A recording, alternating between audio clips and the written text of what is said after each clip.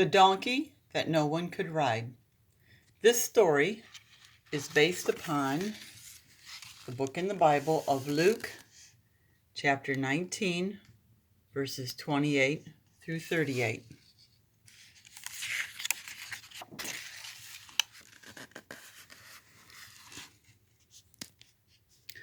There once was a donkey, young, weak, and small, so weak he could not carry nothing at all.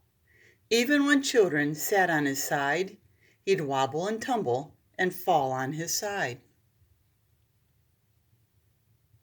No matter how much he tried or he cried, this was a donkey that no one could ride.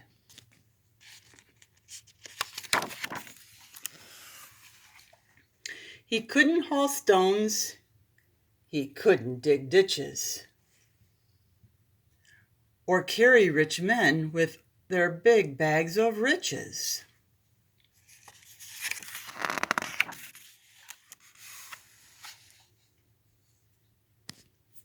He couldn't pull carts with huge bales of hay. Just lifting a feather would make his legs sway. No, this donkey was useless, no good at all. Too puny, too shanky, too scrawny, too small.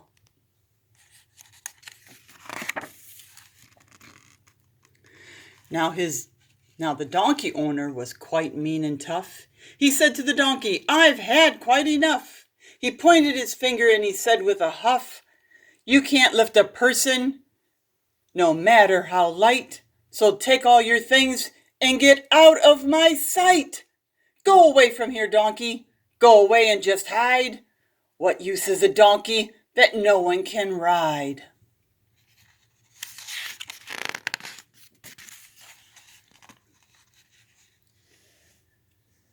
So the donkey was led to the far edge of town, pulled by his neck, with his head hanging down. He was tied to a post on a small dusty road, and left all alone while his tear overflowed. Left all alone and wondering why he was born to be weak, and born to be shy, and born to be frightened, and born to cry. Just then 2 men appeared alongside the post in the village where the donkey was tied. They came without warning on that fateful day. They came and they untied him and took him away. The donkey was frightened and he said to the men, "Where are we going?" And then he said again, "Where are we going? And what about me? Please leave me alone and just let me be."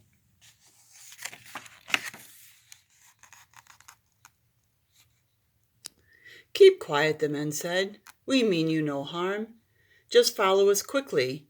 No cause for alarm." They walked for miles and miles until they got to a town at the foot of the hill.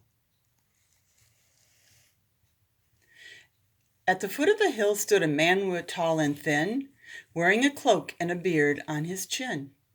He had eyes that seemed sad and longish dark hair, and a voice soft and gentle that floated on air. He said to the donkey, "It's time that you knew. It's the great thing that you're destined to do. You carry me into the city, we two. Into the city I'll ride atop you."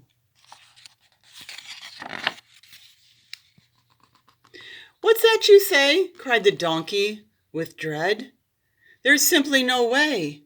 You've been misled. I'm just a small weakling. You must go ahead and look for another to take instead. You see, I'm hopeless. Ever since I was born, I've been subject to insults and teasing and scorn. My back's somewhat crooked. My legs aren't strong. I'm just a big failure who does everything wrong." "Won't you believe me?" the donkey cried. "Just leave me alone and cast me aside. I'm just a poor donkey that no one can ride."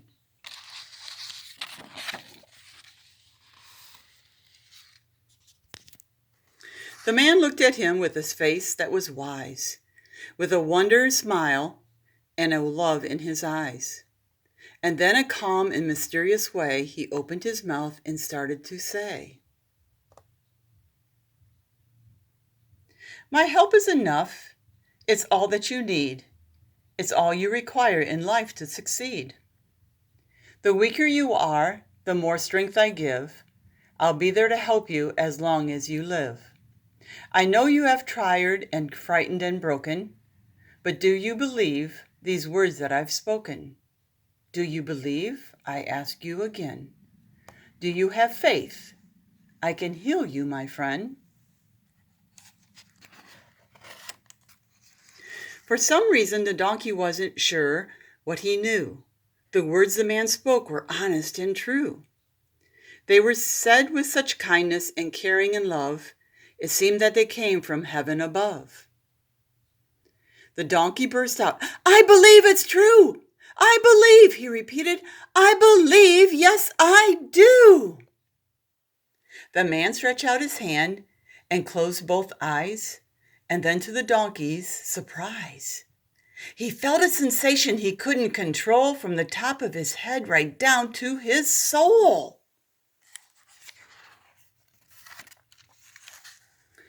All of a sudden, he realized that now his body was stretching and changing somehow. Most amazing of all, at that very hour, the donkey began to sense he had power. He didn't seem small or weak any longer. Instead, he felt stronger and stronger and stronger. He could feel that his body, the energy flowing. He could see with his eyes that his muscles were growing. He felt like iron, his legs felt like steel, his chest so strong he could this really be real.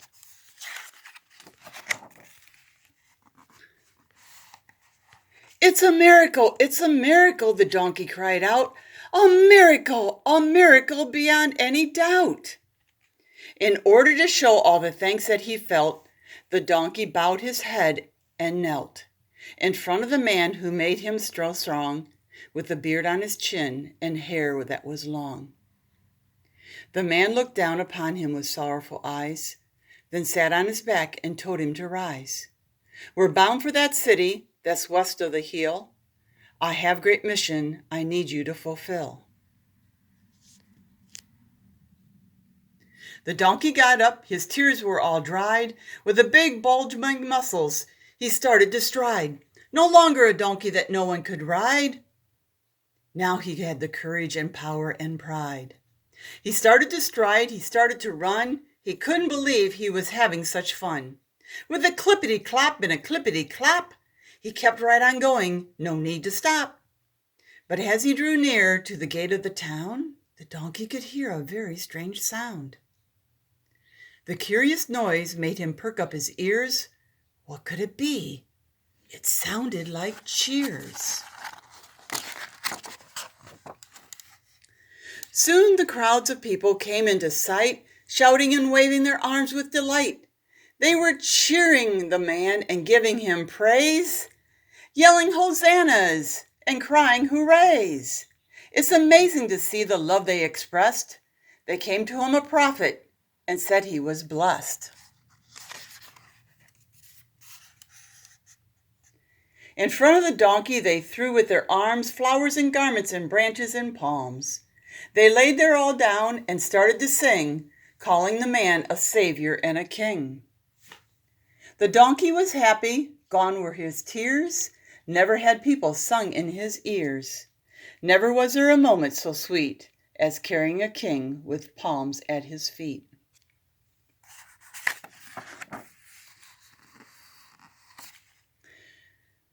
And all this life after, the donkey rejoiced that the king had made such a wonderful choice. With the help of this great mission of all, the king used a donkey, young, weak, and small.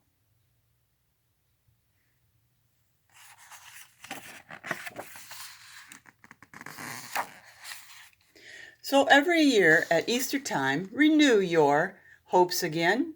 Remember how a little faith can give you strength. And then gather all your friends around and tell the tale of when a tiny donkey carried God into Jerusalem.